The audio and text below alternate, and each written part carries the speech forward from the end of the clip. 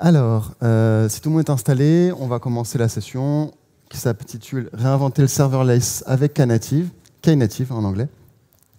Et pour ne pas perdre de temps, je vais commencer tout de suite par un sujet qui anime les passions, qui s'appelle « Qu'est-ce que le serverless ?»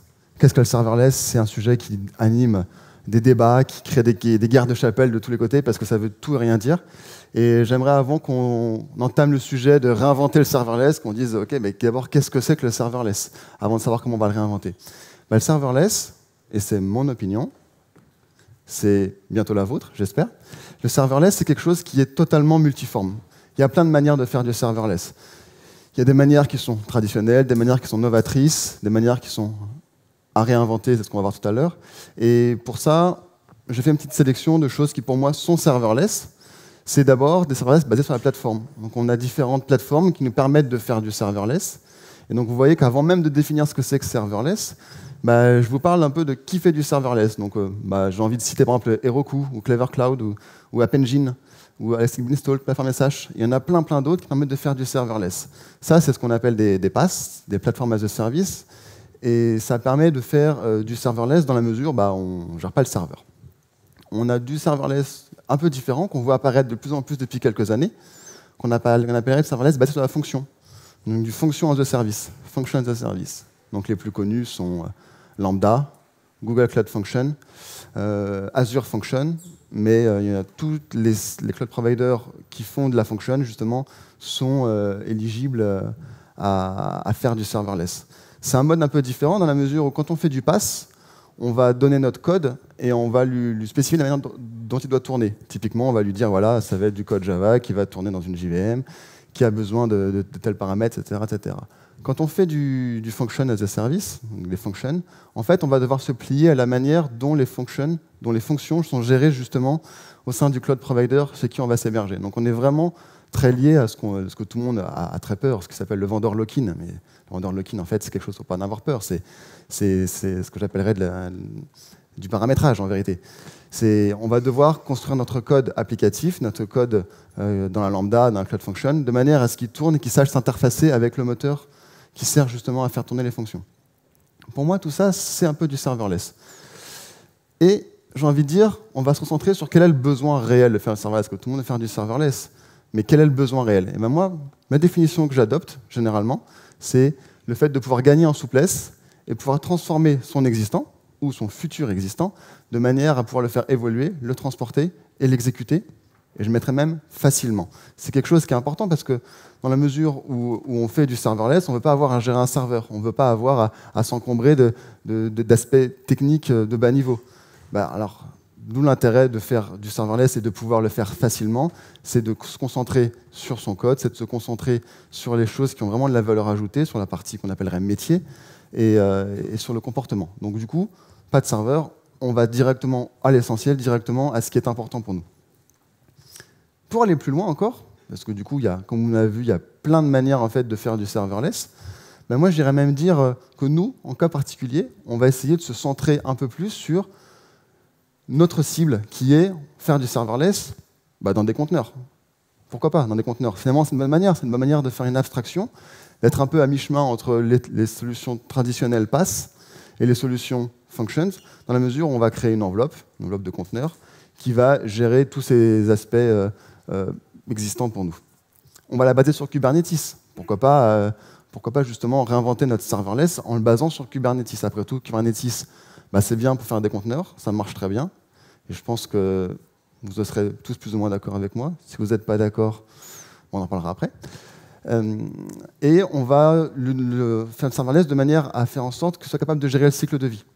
C'est-à-dire qu'avoir notre code qui fonctionne, c'est bien, mais dans la vie réelle, on ne va pas avoir envie, quand on fait une mise à jour, quand on fait une modification, d'arrêter notre fonctionnement pour en redéployer un nouveau. Non, on veut pouvoir gérer le cycle de vie, on veut pouvoir mettre à jour une nouvelle version de manière transparente, on veut pouvoir faire des tests de vie, justement, pour s'assurer que ça correspond correctement à ce qu'on attend. Tests de vie également en termes de performance. On veut pouvoir également, en cas d'incident, faire un rollback, dire « Ok, non, ce que j'ai déployé, ça ne me va pas du tout. Il y a un gros problème, donc ma production est impactée, je vais pouvoir faire un demi-tour. » Et on veut pouvoir aussi, qui dit serverless, dit qu'on ne veut pas avoir un truc qui tourne tout le temps. On veut pouvoir être facturé, ou au moins consommer nos ressources à la demande. Donc ça, j'ai envie de dire, c'est la cible que nous, on aimerait bien avoir. Et c'est là-dessus que je vais essayer de me concentrer. Il y a des solutions qui existent déjà. Avant même que je vous parle de la solution pour laquelle vous êtes là, la Knative, des solutions qui sont notamment OpenFaaS. OpenFaaS, qui est une solution open source très très belle. Si vous ne connaissez pas OpenFaaS, allez jeter un œil. C'est quelque chose qui a été créé entièrement par une personne qui s'appelle Alex Ellis et qui a décidé un jour qu'il voulait recréer un lien de transition serverless basé sur du conteneur et qui a tout recréé de A à Z et qui gère entièrement une solution complète de manière aussi bien que ce que peuvent faire les autres solutions. Et si je prends d'autres solutions, donc on a OpenWhisk. OpenWhisk est une solution poussée par la fondation Apache. On a Kubeless, qui, si je ne dis pas de bêtises, est sponsorisé par Bitnami. On a FN, acronyme de function sur vos claviers, qui est poussé par Oracle. Et on en a plein d'autres. En fait, à un moment donné, il y a quelques temps, est apparue justement une inflation, comme on voit beaucoup dans notre métier, une inflation de nouvelles technos, de nouveaux frameworks, de nouvelles solutions qui vont tous faire des choses très similaires. Et finalement, c'est un peu comme Highlander, à la fin, il n'en restera plus qu'un ou deux.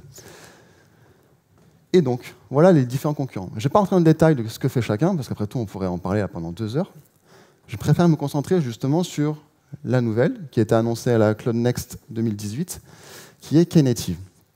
Knative, c'est une solution open source, c'est déjà bien, pour faire du serverless, et qui est basée totalement sur Kubernetes. C'est très bien, c'est exactement ce qu'on voulait. En plus, à mon avis, comme vous voyez le petit indice, le grand K géant, vous fait penser à Kubernetes, vous êtes dans le vrai. Et on va aller un peu plus loin, c'est que Knative permet aussi de fonctionner totalement en mode API. Donc en fait, toutes les ressources serverless qu'on va déclarer dans Knative seront des ressources au sens Kubernetes. Donc si vous êtes familier avec ce qu'on appelle les custom resources, c'est ça en fait. Tous nos composants serverless seront sous forme de custom resources. Et ça, c'est intéressant, ça veut dire qu'on est totalement intégré dans Kubernetes et qu'on ne va pas en sortir du tout. On n'a pas d'interface intermédiaire, on n'a pas d'interface de communication avec justement nos composants serverless, on n'a pas de CLI spécifique, on est totalement Kubernetes. Et on va même plus loin en disant que c'est totalement personnalisable. On peut prendre un composant, en retirer un autre, y ajouter un composant additionnel. On peut faire ce qu'on veut. Knative, aujourd'hui, il y a 3 composants. Ce qu'on appelle serving, build et eventing. Et je vais très volontairement ne pas les définir ici, parce qu'on va y revenir un tout petit peu après. Et enfin, pour terminer sur Knative, c'est supporté par Google, annoncé à Google Cloud Next, mais aussi Pivotal, Red Hat, IBM et Cisco, qui sont les 5 contributeurs originels. Il y en a beaucoup d'autres aujourd'hui.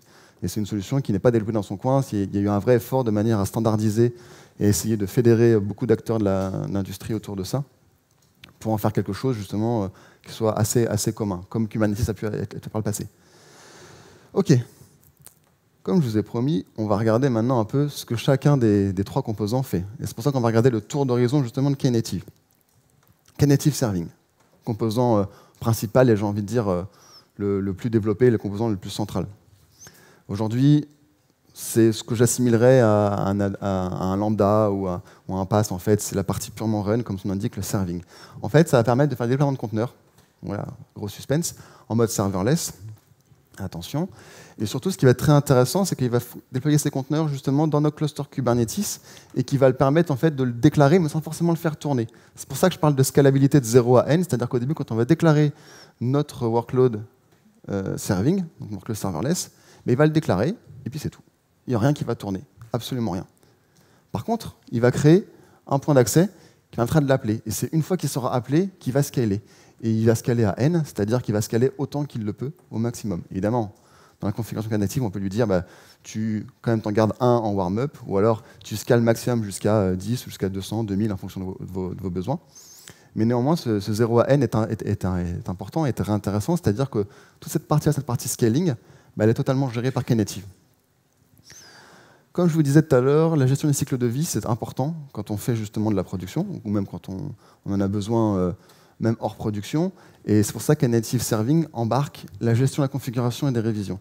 C'est-à-dire qu'on va définir ce qu'est une configuration d'un mode serverless, et on va faire un snapshot à l'aide d'une révision. Et c'est là-dessus, c'est sur ces révisions que va pointer justement notre service. Vous verrez, il y a un petit schéma. Je n'ai pas fait un petit schéma, j'ai récupéré un petit schéma qui explique très bien tout ça juste après. On a également la gestion du trafic. C'est important de savoir que justement, quand on fait un déploiement, ce n'est pas un big bang. Donc on peut faire du canary, faire du rolling update. On peut justement tester si une révision fonctionne avant de déployer notre truc dessus. Et ça, c'est également totalement intégré dans Kubernetes. Et enfin, repose sur Docker, Kubernetes, pas de suspense, mais Istio. Et Istio, en fait, est le composant central de gestion du réseau dans Knative. Sachant que si vous êtes allergique à Istio, il y en a, on peut techniquement remplacer la gateway Knative par d'autres gateways. Aujourd'hui, il y en a une autre qui existe, qui s'appelle Glue, qui permet justement de remplacer cet aspect-là. Et d'ailleurs, Glue n'est pas utilisable que pour Knative, on peut s'en servir pour d'autres choses. Avec Glue, vous pouvez remplacer Istio dans Knative pour tous les composants, sauf la partie eventing, qui elle est un peu plus spécifique. OK, si maintenant je vous parle un peu, je vous ai parlé justement que c'est des API, que c'était totalement en custom resource Kubernetes, si on les regarde un peu ce que c'est comme ces différents points d'accès. En fait, on en a 4 pour serving. On a le service, la révision, la configuration et la route. Le service, c'est quelque chose d'un peu central qui va justement servir de point d'accès. Si on prend un petit schéma, c'est plus clair avec un schéma quand même. Le service, c'est ça. On va définir notre fonction ou notre workload en vérité, et on va lui dire justement, ta configuration, c'est celle-ci. Et à partir de là, lui, il va générer une révision, créer un snapshot. Et on crée une route qui pointe sur notre révision. Disons qu'au tout début, quand on déclare la première fois, il nous déclare un service qui va déclarer la configuration, la route et une révision. Quand on fait une mise à jour, du coup, on va mettre à jour la configuration, il va créer une nouvelle révision et faire un snapshot dessus. Mais tant qu'on ne lui aura pas dit tu vas router sur cette nouvelle révision, il ne routera pas. Donc c'est une manière de gérer justement les déploiements, de gérer la manière dont on gère nos évolutions de manière assez simple.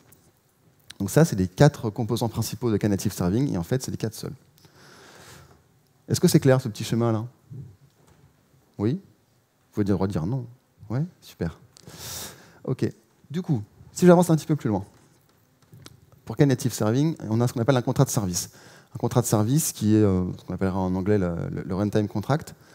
Je l'ai volontairement simplifié à 3 items. En vérité, il est un petit peu plus long que ça, mais ce n'est pas des choses qui sont très structurantes. Mais c'est néanmoins important de savoir que ça existe. C'est-à-dire que dans Knative Serving, vous allez faire tourner uniquement du HTTP, HTTPS, du web. Le port d'écoute, ce n'est pas vous qui allez le décider. Ça, c'est assigné par Knative automatiquement par l'environnement. Après tout, ça reste des choses assez classiques quand on fait du Kubernetes, ou même dans un orchestrateur de conteneurs classique. Et enfin, il faut que ce soit stateless. Ça, c'est très important parce que Knative, dès que votre service n'est plus accédé, il va le recycler. Tout de suite. Donc c'est important qu'il n'y ait pas de données qui tournent dedans. Si vous avez des données, il faut les externaliser, soit à l'aide d'un déploiement qui sert à gérer justement la donnée, soit à travers un service externe. Mais c'est important de savoir ça parce que justement, vous n'allez pas avoir de données dedans. Et du coup, il faut que tout sorte du conteneur dès qu'il est venu. Finalement, c'est très très similaire à ce que fonctionne une function as a service, parce qu'une lambda ou une cloud function, parce que c'est exactement la même chose. Déjà une petite démo. Je pense qu'une démo est plus efficace pour comprendre un peu de quoi on parle, plutôt que de passer des heures à voir. Est-ce que c'est assez grand pour tout le monde? Ouais. Si quelqu'un ne voit pas, vous avez le droit de hurler. Super. Pour information, pour toutes ces petites démos que je vais vous faire, elles sont aujourd'hui sous forme de code, forcément. C'est des YAML Kubernetes de manifeste, et ils seront disponibles dans un dépôt GitHub que je vous mettrai à la fin si vous voulez aller faire vos tests vous-même. Vous avez tout à disposition. J'ai déjà pré-provisionné un cluster Kubernetes. On peut le voir déjà. Oui, j'ai des alias pour parce que taper les commandes kubectl et compagnie, ça m'embête un peu.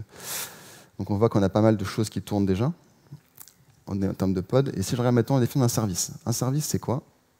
En fait, vous allez reconnaître des choses qui existent, que vous connaissez. Vous avez fait des manifestes Kubernetes. Un service, on va le définir simplement une API serving Knative. Je peux zoomer? Oui, bien sûr. Donc, OK. C'est assez clair? Oui? OK. Je vais aller rabattre ça, ça ne m'intéresse pas. Vous voyez, c'est assez simple dans l'absolu. On a notre API version qu'on définit avec Knative, le nom du service qui s'appelle Hello World, namespace default, et on va d'emblée lui définir le template en fait, dans lequel il va se tourner. Ça, en fait, c'est la configuration. On définit la configuration, on lui dit qu'on utilise un conteneur Docker qui s'appelle GCR Knative Sample Hello World, et on lui donne un environnement. Bon, il n'y a pas trop de suspense. C'est comme beaucoup de démos, un Hello World. Je déteste les Hello World, mais force est de constater que c'est quand même ce qu'il y a de plus clair. Du coup, si on va le lancer maintenant, alors, tac, je vais dans Serving. Surtout, si vous ne voyez pas, vous le dites. Hein. C'est important. On voit qu'ici, on a plusieurs fichiers. Et donc maintenant, je vais aller lancer tac, mon Hello World, Service 1. Donc là, on peut voir que j'ai créé justement mon service. Si je fais un kubectl get KSVC, que c'est une custom resource, c'est Knative, Virtual Services, etc. Là, si je la vois, on voit qu'ici, on a bien notre service qui existe. Je pourrais le détailler, mais ce qu'on va faire, c'est que je vais appeler un script qui va faire un appel en vérité. On va faire un appel, d'accord? Qu'est-ce qu'il va faire? Il va récupérer le point d'entrée de Istio, le nom de domaine qui est affecté, parce que je n'ai pas affecté un vrai DNS, donc on l'envoie à l'entrée host, et qui c'est celui-ci, et on lui fait un curl, simplement. Donc, si je lui fais un tac, get hello world, oh, magique. Vous voyez, ça tourne déjà. Tac. Ici, si je refais de l'autre côté, kubectl get pods all, ça, pipe grep hello. On voit qu'ici, on a bien deux pods qui tournent pour justement notre service et qui sont en train de tourner parce que je suis en train de l'appeler ici. Si jamais je le kill en quelques secondes, on devrait avoir normalement bientôt. On va pas passer des heures, mais en gros, les pods vont se recycler. Je pense qu'ils se recyclent sous une minute. On voit qu'on a notre service qui est déclaré. C'est très bien, mais bon, jusque-là, c'est pas foufou. On voit que ce qui répond, c'est Hello World. On va aller un tout petit peu plus loin, et maintenant, on va définir, on va mettre à jour notre service. Qu'est-ce qui va se passer, en fait, pour mettre à jour le service? Je reprends la même chose que j'ai là. On retrouve ici notre template. Je vais juste le renommer ici en le nommant Hello World PCD, au lieu de le nommer juste Hello World World, parce que je change la variable d'environnement. Je lui dis Hello World, pareil, conteneur D. Mais bon, c'est quand même une évolution qui est assez majeure, vous en conviendrez. Je ne suis pas très confiant à déployer ça en prod comme ça. Donc ce que je vais faire, c'est que je vais aller définir une règle de trafic en lui disant je vais splitter mon trafic à 50% sur la révision Hello World World, qui existe déjà, et sur la révision Hello World PCD, qui est la nouvelle. Tac, si je regarde les révisions, on voit qu'ici, j'ai qu'une seule révision qui tourne, qui existe. Tac, tac, tac, tac, tac. Et comment ça s'appelle? Hello World Service 2. Je l'ai déployé. Et maintenant, si on regarde les révisions, on voit que j'en ai deux qui existent. Tac. Si je fais maintenant mon watch, on va voir qu'en fait, vous voyez, ça alterne. Je ne sais pas si vous voyez en bas.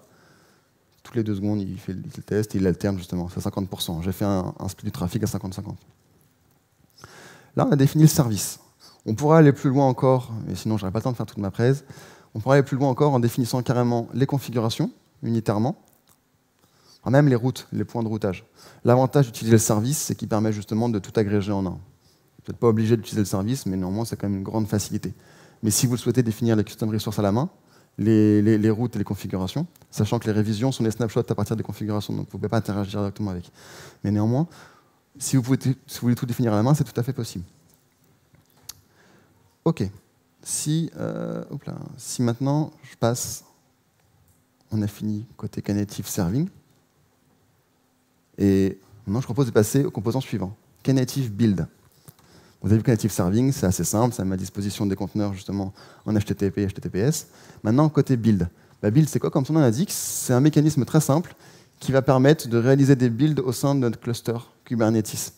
C'est intégré entièrement à Kubernetes. Et on va aussi permettre de définir des modèles. Donc en gros, des modèles de build. Donc de manière à ce que lorsque une personne va vouloir faire un build, il va être obligé de définir tout ce que fait son build, toutes les étapes. Il peut dire juste, je vais lancer mon build à partir de tel modèle. Et ce qui est intéressant, c'est la dernière étape, c'est qu'on va pouvoir avoir un conteneur exécuté à chaque étape du build. C'est quelque chose qui peut être vraiment intéressant. Si certains d'entre vous sont familiers avec notamment CircleCI ou Google Cloud Build, c'est un peu ce comportement qui est utilisé, où justement, à chaque étape de build, on va avoir un conteneur différent qui va se lancer, qui va exécuter quelque chose. Et ça, c'est un peu le comportement de Knative Build. Du coup, on a plusieurs composants, 4 également. Build, build template, le builder et le service account. Les noms sont assez explicites, néanmoins, le build, comme on a dit que ça sert à lancer le build de lui-même. En fait, dans un build, on fait ce qu'on veut. Hein. C'est un conteneur et on lui fait exécuter exactement ce qu'on veut. le template, quelque chose qui est défini à l'avance, qui va permettre justement d'être appelé par un build ensuite. Le builder, c'est ce qui va justement lancer le build lui-même, donc l'agent qui tourne, l'exécutant. Et enfin, le service account. Le service account, c'est notamment un exemple très très courant, c'est lorsqu'on va avoir besoin, mettons, de s'authentifier auprès de, mettons, du Docker Hub ou d'un autre registry de conteneurs. C'est là-dedans qu'on va stocker les secrets. Et donc, du coup, c'est une custom resource spécifique qui est consommable par Knative. Clairement. Au niveau des applications possibles, bon, je n'ai pas fait de schéma sur ça, il n'y a pas vraiment de schéma possible. On a plusieurs applications possibles de ce Knative build. J'en ai mis 3 qui, moi, me semblent tout à fait les plus courantes. Mais libre à vous de trouver des manières de faire des builds différents. Ça peut être des jobs, ça peut être des batchs, ça peut être ce que vous voulez. L'une des plus mis en avant, c'est source to URL. Simplement, on va prendre notre code source sur un repo, on va le builder et on va le passer directement à Knative Serving pour rendre l'application. Donc ça, c'est typiquement l'implémentation directe d'un pipeline de CI/CD, voire même de CD directement. On va permettre de centraliser aussi les identifiants d'accès. Donc par exemple, on peut imaginer qu'on va autoriser des développeurs ou des tierces personnes à utiliser la ressource build, mais pas la ressource template. Auquel cas, dans la ressource template, on va définir le service account, qui sera centralisé à un point d'accès, et c'est seul lui qui aura accès aux identifiants liés justement au registry. C'est une idée. On peut enfin l'intégrer dans un circuit de CI/CD. Et pour ne pas vous perdre, justement, on enchaîne sur une autre petite démo. Cette petite démo, build, assez simple.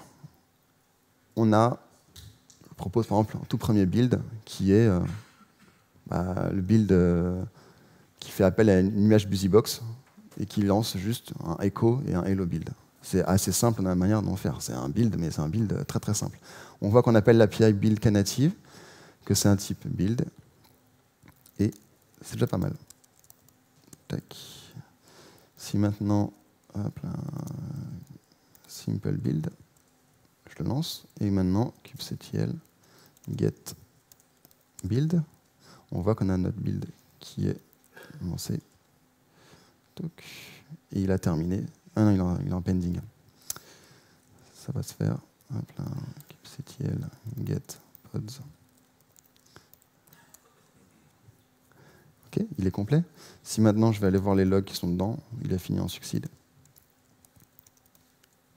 Oh là. Vous noterez que j'ai un copier-coller malheureux. Tac. Alors.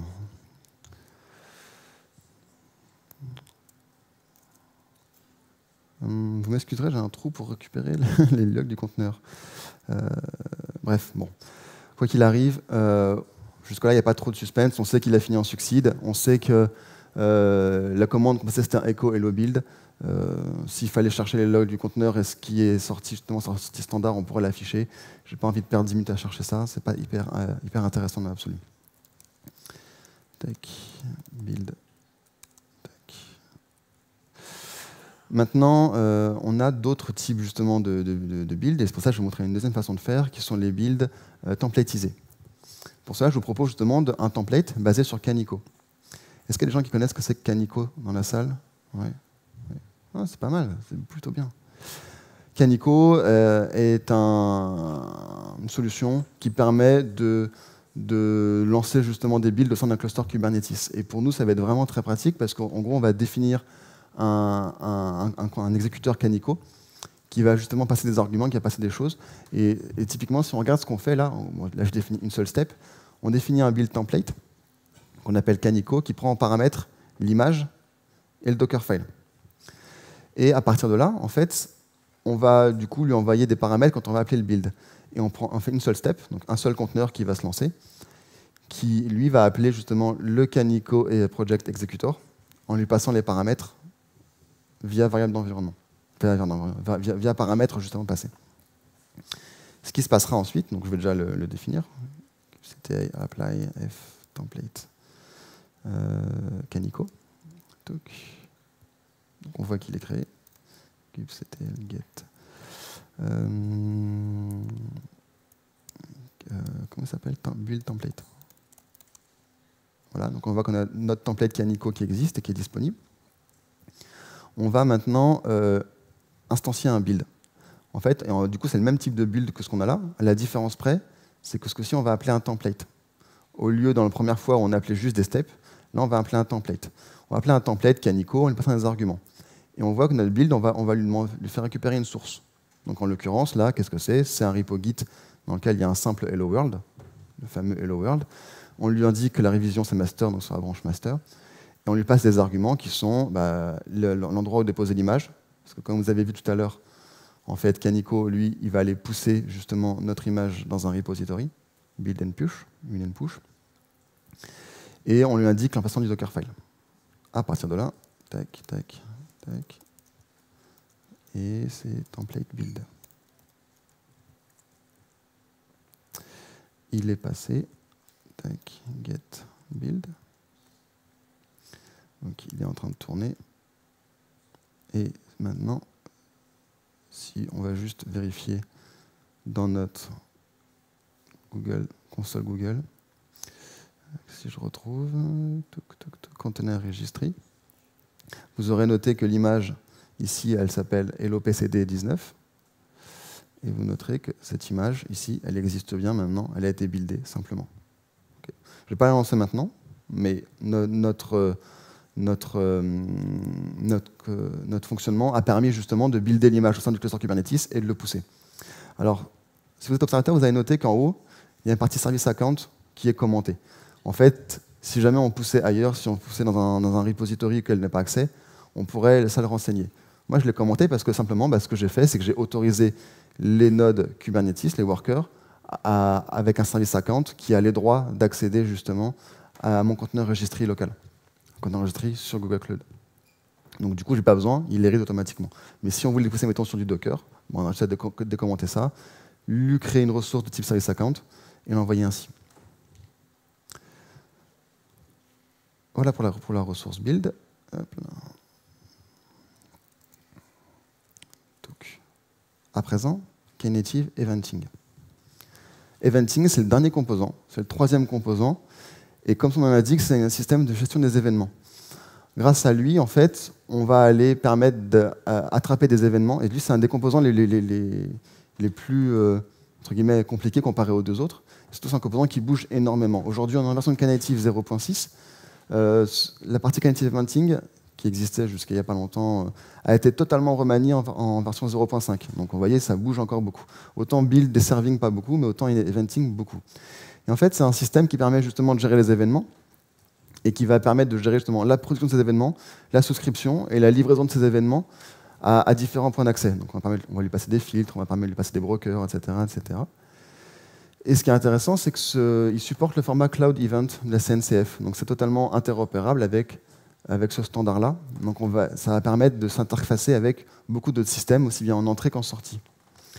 Comme son nom l'indique, c'est des événements qu'on peut recevoir à partir de plusieurs sources, donc notamment les sources les plus connues sont d'événements. Donc on note Kafka, on note AWS SQS, GCP PubSub, des crons aussi, on va pouvoir recevoir des événements de partir de crons. Kubernetes, ça veut dire l'API Kubernetes, donc on pourra déclencher des événements à l'aide justement de l'API Kubernetes. Donc imaginons si on veut très simplement déclencher un événement, mettons déclencher un mail à chaque fois que quelqu'un crée un deployment sur Kubernetes, du coup on va pouvoir catcher l'événement à l'aide de Knative Eventing et envoyer un mail en disant que quelqu'un a créé, qui s'appelle comme ça, qui consomme plein de ressources, etc. etc. Et enfin, là, les autres événements GitHub et compagnie, toutes les autres choses qui peuvent produire des événements sont supportées également. On va retrouver Slack, on va retrouver Bitbucket, il y a beaucoup de choses qui supportent les événements. Et on a un dernier aspect qui maintient un registre de sources disponibles. Donc ça peut être très intéressant pour les développeurs notamment, c'est-à-dire que notre cluster, notre composant Eventing va maintenir un catalogue de sources, prêtes à l'emploi. Et du coup, les gens qui vont ensuite vouloir le consommer, ils pourront le consommer simplement en disant moi je m'abonne à telle source qui est disponible dans le registre des événements. C'est un truc qui peut être très intéressant. Au niveau des composants, là on en a un peu plus en vérité. On en a un peu plus, on va retrouver les brokers, qui sont finalement le point d'entrée des événements. C'est un point d'entrée global pour tous les événements, les brokers. Donc on en a un broker par défaut qui va exister quand on va le déclarer. On peut en créer d'autres. On a le trigger, Et je vous montrerai un petit schéma après qui permet justement de comprendre comment ça fonctionne. Le trigger, en fait, qui va être appelé sur événements rentrant dans le broker. Le trigger, en fait, qui va faire des filtres justement sur les événements qui vont rentrer. On a les channels qui sont une méthode de persistance justement des événements. Donc c'est assez proche de ce qu'on peut trouver par exemple dans du Kafka. Si vous voulez persister justement aux événements qui rentrent et qui sortent, de manière à pouvoir les rejouer ensuite et aux souscrire depuis un autre point. Les channels permettent de faire ça. Sachant que par défaut, ce n'est pas le cas. On a les event types, c'est le fameux registre de sources disponibles. Donc on a les différents types d'événements des event types qui on va permettre de s'abonner justement dans les event types et voir les différentes sources disponibles. Et les souscriptions qui sont une méthode justement de souscrire les événements sur les brokers. Sur les brokers, oui. Sur le channel, excusez-moi. Sur les souscriptions, c'est sur le channel, justement pour les rejouer. Et ce qui est un peu différent de tous les autres custom resources qu'on va trouver dans Knative, c'est qu'on a un custom resource par type de source, justement. Donc, ça veut dire que si demain vous voulez déclarer un nouveau type de source, quelque chose qui va produire de nouveaux événements, finalement ça se fait assez simplement, c'est même très bien documenté dans la doc Knative pour créer une nouvelle source de données. Vous avez les defaults qui sont embarqués, vous avez les GitHub, Kubernetes, les cronjob, PubSub, etc., on en a parlé. Mais vous pouvez très bien en créer de nouvelles sur vos propres besoins. Et justement, il y en a une qui est très intéressante, à laquelle j'ai beaucoup joué en préparant cette session, qui s'appelle la container source. Donc en fait, avec container source, on va pouvoir dire, j'ai un conteneur qui va faire des choses et qui va envoyer même les événements. Donc par exemple, on pourrait très bien attacher un container source, mettons un serveur FTP ou autre chose qui serait en lecture d'un file system ou d'un événement en système et déclencher un événement. Donc c'est une manière de relier justement les choses qui ne sont pas basées sur événements à des événements. Bon, si maintenant on parle de schéma, parce que quand même, on se perd un peu en digression. Je vous ai parlé des brokers, des triggers et du service. Le service est totalement hors scope Knative, en fait, c'est ce qui va être appelé. Mais là où vous verrez que c'est intéressant, en fait, c'est que le service, rien n'empêche en fait, d'appeler un Knative serving qui lui est un service. Et comme ça, on peut avoir une gestion des événements totalement serverless à l'aide justement de Knative Serving. Donc là, on voit qu'en fait, on voit tous les éléments qui rentrent dans le broker, tous les messages qui rentrent dans le broker, qui vont trigger justement le trigger, en l'occurrence, qui va faire des filtres, mettons, disons, par exemple, là dans l'exemple, il dit, je vais faire un filtre sur tous les messages violets, et c'est les messages violets qui sont ensuite envoyés au service. Il y a une distinction entre les services, entre la manière dont ils sont adressables ou appelables. Je ne rentrerai pas dans les détails, ça permet de savoir ce que c'est en push ou en pull, il y a différentes manières. On va rester simple pour l'instant. Et maintenant, si on va un peu plus loin, parce que là c'est finalement assez simple, on a un message qui rentre et qui ressort quasiment aussitôt. Ça correspondrait à la première image, la première simple delivery, sauf qu'on a le broker au milieu. Et on peut faire des choses plus compliquées. On peut définir que notre source, elle envoie dans un channel, puis qu'ensuite elle passe justement une souscription qui va faire des filtres et les renvoyer dans un autre broker, etc., etc. Donc on peut très bien chaîner les choses de manière à faire des filtres un peu plus poussés et des traitements au milieu. Ça, c'est tout ce que Knative Embedding permet de faire. Ça, comme je vous dis, ça a beaucoup changé. Ce que je vous présente là, c'est la version post 0.5, parce que avant, on parlait de flow, on parlait de choses comme ça, qui aujourd'hui n'existent plus, qui ont été totalement retravaillées. Mais sachez qu'en tout cas, voilà, si jamais vous êtes confronté à Knative Eventing, attention à savoir si vous êtes dans du pré-0.5 ou post-0.5, parce que les termes changé, le comportement a totalement changé aussi. Du coup, au niveau des applications possibles, j'ai envie de dire, moi, c'est ce qui me vient en tête au premier abord, c'est des relais de compute pour les fils de messages, parce que sachant qu'on va lancer un service, on va déclencher un traitement, ça peut servir à ça, on peut s'interconnecter en entrée ou en sortie avec justement les brokers de messages classiques. On va aussi avoir des traitements des messages émis par d'autres systèmes. Et comme je vous disais tout à l'heure, le système réactif, le fameux container source, on va pouvoir, mettons, l'exemple qui me plaît beaucoup, c'est on dépose un fichier sur un FTP qui déclenche un message parce qu'on a le container source qui lui-même va être en écoute de ça. Et petite démo. C'est le dernier composant eventing. Pour ce composant eventing, c'est un peu différent la manière dont on va le créer. C'est-à-dire que d'abord, on va aller poser un label sur notre namespace. Et en fait, ce label va créer un broker par défaut. Donc, par exemple, ici, je pose mon label sur default, attendant qu'il se lance, tac, eventing. get pods grep eventing.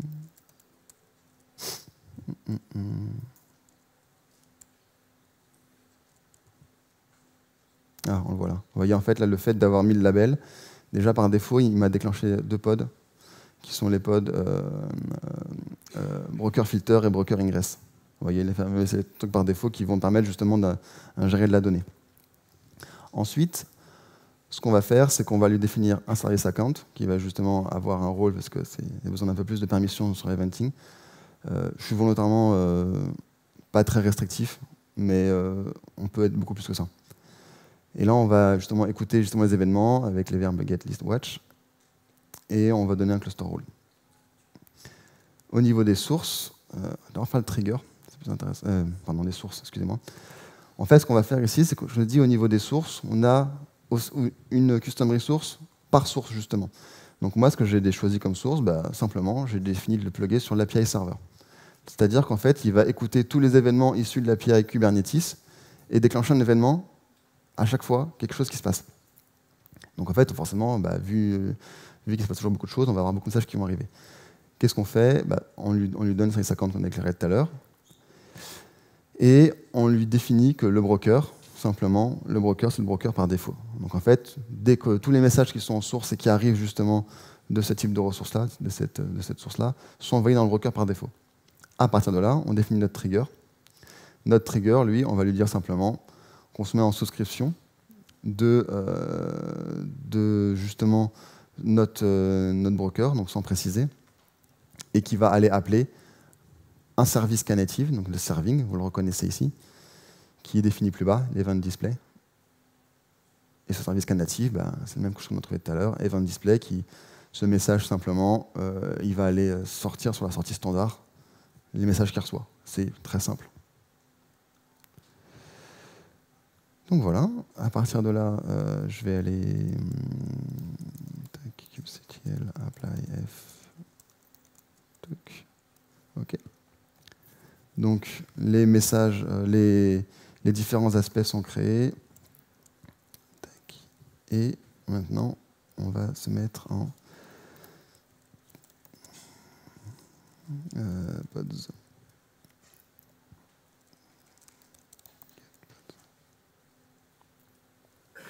Donc on a notre pod ici, event display, pardon. Vous voyez, en fait, on a les pods, on voit le pod qui sert justement en tant que source, qui va aller récupérer les messages pour les API serveurs. On a notre pod qui justement est la partie serving, qui elle est déjà définie. Alors, kubectl get, non pas get logs, logs stack, il va me dire qu'il faut un conteneur. Donc, on se met en follow. Donc là, vous voyez déjà un truc intéressant, c'est qu'il y a déjà les messages qui commencent à arriver. Et déjà, notre conteneur commence déjà à les envoyer. On voit au début que c'est des cloud events valides.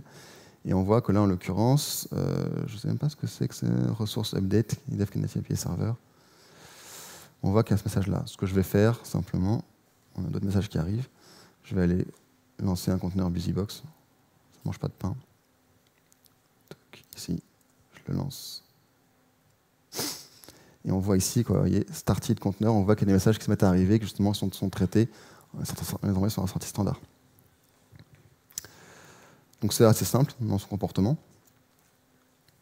Et du coup, maintenant, ce que j'aimerais vous montrer, c'est une démo qui agrège un peu tout ça. Les trois types de composants. Il ne reste pas beaucoup de temps, donc je vais aller assez vite.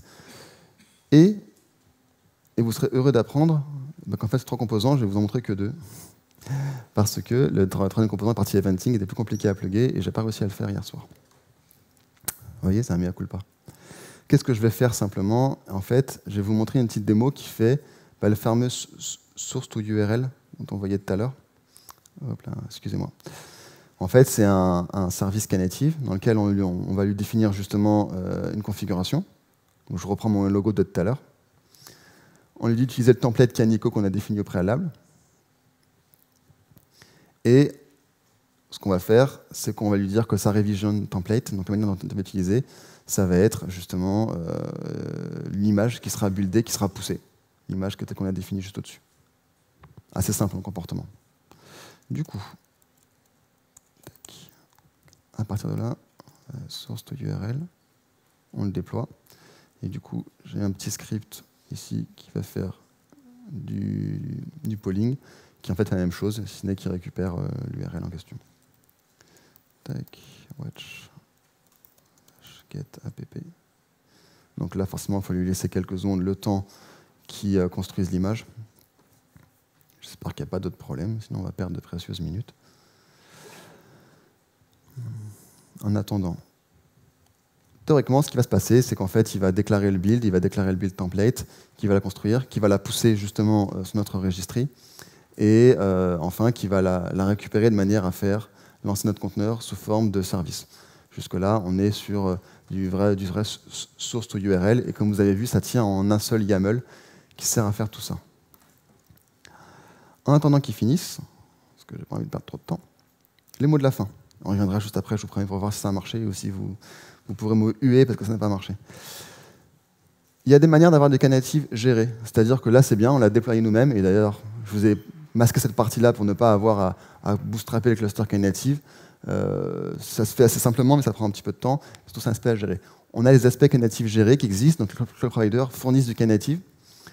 Au premier du rang, je citerai Google Cloud, à l'aide du service donc avec Cloud Run, qui est un Knative totalement géré. Et là, pour le coup, on paye vraiment la milliseconde, donc c'est exactement la même chose qu'un Cloud Function ou qu'un Lambda. On peut aussi le déclencher, avoir le Cloud Run sur GKE, de manière à avoir notre cluster GKE, mais néanmoins quand même géré par Google.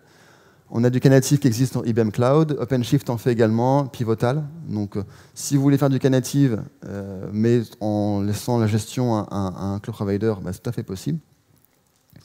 Pour terminer, si vous voulez de la doc, knative.dev, vous avez toute la doc que vous voulez possible imaginable. Le code source du Knative, ainsi que les documentations github.com/knative.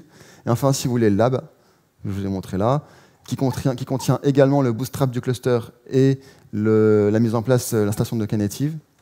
Vous l'avez sur mon GitHub personnel, github.com/pcadio/knative-lab. Et au fait, pas présenté quand même, mais je ferai pas toujours faire ça à la fin, au moins comme ça vous me connaissez un petit peu. Comme a dit Alexis, moi c'est Sébastien Cadio, Cloud Builder, Google Developer Expert. Vous avez mon Twitter, @bcadio, vous avez mon GitHub pour me parler. Sinon, je suis là encore. Et puis voilà, j'espère que ça vous a plu.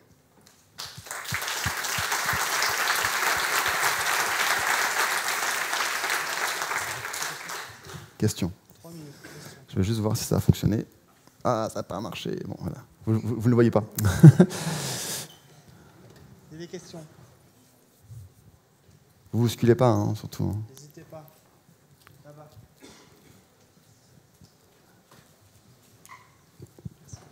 Merci, c'est très intéressant. Est-ce que tu as d'autres exemples d'usage de la partie eventing? C'est celle que je tâte un peu le moins là. En fait. Alors, la partie eventing, en fait, il y a pas mal d'exemples d'usage. Là, c'est vrai que là, en crawlant l'API server, bah, c'est assez simple. Un aspect qu'on peut faire, en fait, ça va dépendre des sources de données sur lesquelles tu vas la connecter. Donc, on peut le connecter par exemple sur un GitHub. Donc, par exemple, faire du traitement lié au pull request ou sur des issues. On peut le plugger sur tout ce qui a une API. Par exemple, je sais qu'il y a quelques temps, j'avais vu un talk d'un développeur de Google qui justement l'avait plugué sur un Twilio, de manière justement à envoyer des SMS, à recevoir des SMS, à faire le traitement là-dedans. Ça peut être une solution. En fait, c'est la question plus globale des différents cas d'usage sur Knative Eventing, c'est surtout de savoir est-ce que vous avez des usages liés justement à la gestion des événements et à avoir de la gouvernance par événement.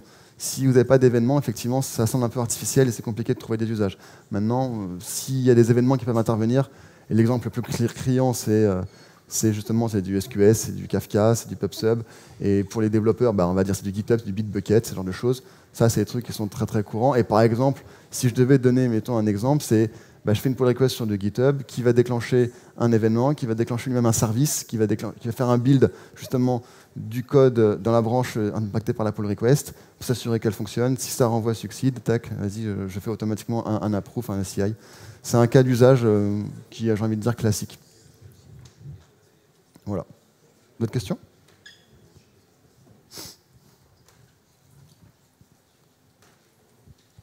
Salut. Merci pour cette présentation déjà.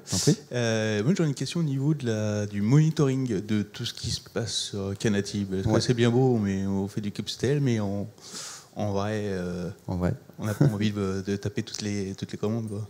Alors, ça dépend ce qu'on parle en termes de monitoring. Si on parle des métriques purement internes Knative, c'est-à-dire la manière dont lui fonctionne en interne, ça, j'avoue que je ne le sais pas exactement. Je sais qu'il y a des choses qui sont exposées, et maintenant, il faut regarder un peu la doc. Après ça, on est encore dans des versions qui sont 0.6, donc peut-être qu'il manque des choses à ce niveau-là. Après ça, étant complètement intégré à Kubernetes, déjà tout le monitoring qu'on peut avoir nativement dans Kubernetes, avec le Kubestate Metrics, le Metrics Server, lié au pod, lié au node, lié à la manière dont le scheduler fonctionne, tout ça, on va pouvoir le retrouver et l'hériter. C'est pour ça que je dis que pour moi, c'est une plus-value parce qu'on n'a pas un système additionnel qu'il faut monitorer en plus avec ses problèmes de scheduler, ses problèmes de log, ses problèmes, etc. Là, c'est complètement intégré et pour moi, c'est un plus. Maintenant, quand on parle d'interaction, et notamment sur des systèmes type eventing, où on a des interactions entre les différents composants, qu'on peut voir se compliquer entre le broker, le trigger, les channels de souscription, il peut très bien y avoir des grains de sable qui se mettent dans le rouage. Là, malheureusement, j'avoue qu'il faudrait plus de pratique avant de se confronter aux choses et voir un peu ce qui manque. Mais je n'ai pas de réponse plus que ça, si ce n'est allons crawler la doc ensemble.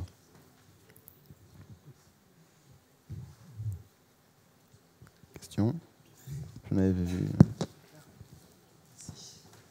Ouais, salut, merci. C'était ma présentation. Du coup, moi j'ai une question, c'est quand je vais coder mon application, enfin ma fonction, ouais. La manière d'envoyer les données vers ma fonction qui va traiter ces données reçues, elle est standardisée, genre un format en API, en REST. Je dois avoir à l'intérieur de mon application le client, par exemple, pour faire du Kafka. Enfin, comment c'est géré ça? C'est standardisé ou pas? En fait, c'est pour ça que ce qui est important, si je comprends bien ce que tu me demandes, c'est lié aux contraintes de service. Disons que la manière dont on parle bien de serving, là, où on parle d'eventing. On parle de serving? En l'occurrence, eventing, il va processer les messages, donc il ne véhicule pas vraiment de données à part les données liées à dire voilà les métadatas du message et comment récupérer les données. Le serving lui-même, c'est un contrat de service, donc comme on l'a dit, il ne s'est exposé qu'en HTTP, HTTPS, et à partir de là, lui-même, il est appelé, dans le cas d'un eventing, par eventing qui va l'appeler lui-même. Donc à partir de là, c'est toi dans ton message, dans l'appel de ton message, de dire comment récupérer les données, quel est le format des données, et est-ce que tu m'as un formalisme particulier? Donc je dois prendre dans mon application la partie client qui consomme les messages. En fait, tu vas les recevoir, mais c'est toi qui définis comment tu les reçois. Si, par exemple, là, je ne sais pas si je peux remontrer quelques minutes. Par exemple, là, dans notre eventing, ici, là, je vais baisser ça. Ici, la manière dont lui fonctionne, c'est que ici on définit un service qui va prendre des éléments en entrée et ces événements lui sont envoyés par le trigger lui-même, en fait, par le broker lui-même qui va lui envoyer un certain nombre d'événements. Ces événements ensuite ils seront envoyés sur l'input standard, l'entrée standard, et après ça charge justement au process de les processer, quoi. Je pense qu'ensuite, pour répondre à ta question, il faudrait rentrer dans la manière dont Knative va envoyer les différents messages, comment on va notifier ce qui va être par un environnement, ce qui va être entrée standard. C'est ça, en fait, la question, c'est en fait quel est le endpoint d'entrée dans l'application. Quand je code aujourd'hui, si je fais des AWS Function ou quoi que ce soit, en gros, il y a des stratégies dans lesquelles il y a déjà des frameworks. Ouais. C'est ce que tu disais tout à l'heure, c'est ce qui était dit tout à l'heure, le vendor locking. Mais en fait, c'est dû à ça. Maintenant, aujourd'hui, si je remplace ce vendor locking, c'est-à-dire que je dois rajouter quelque chose dans ma stack applicative. Toujours, en fait, il y a toujours un vendor locking, un paramétrage, même ces choses qui sont les moins possibles. Concernant l'événement particulier, quoi qu'il arrive, si tu fais le processing au sein de Knative, donc tu vas le faire avec serving, mécaniquement, ou avec build, mais en tout cas, tu vas le faire avec un composant de processing. Du coup, tu vas te fier au contrat de service tel qu'il est étiqueté par serving. Donc en l'occurrence, c'est de l'HTTP, HTTPS. On envoie les variables d'environnement, on envoie les inputs, c'est comme ça. Okay. Donc, ok, merci. On pourrait en parler encore pendant longtemps, mais ça, c'est des spécificités d'implémentation. Ok. Je suis désolé, un peu de temps pour les questions, mais tu peux venir le voir tout de suite si tu veux au micro. Merci beaucoup, on se retrouve à 16h10 pour 2 fast track. Ça marche, ça a marché. Là, ça a fini par marcher. Merci à vous.